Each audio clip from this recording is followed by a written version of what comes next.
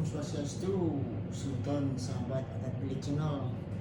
Kali ini kita akan melakukan atau membuat lekesan. Itu kita mencoba membuat lekesan. Oke. Itu bahan-bahannya ini buah pinang sudah dibelah. Kemudian ini 2 biji daun basi, sirih, pako, dan ini pamor gambir sudah diaduk menjadi satu. Oke, kita lanjut untuk membuat lekesan.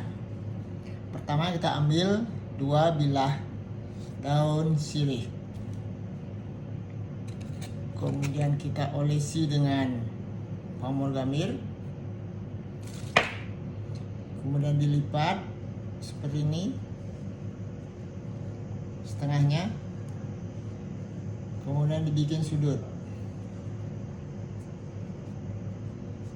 ya seperti ini. Nah, untuk menjaga biar tidak lepas, kita masukkan ini ke dalam seperti membuat kuangin. Kalau sudah, kita tinggal masukkan tembakau. Sekarang ini buah pinang. Ya, jadilah ini sebuah lekesan. Terima kasih. Om Sandi Sandi Sandi.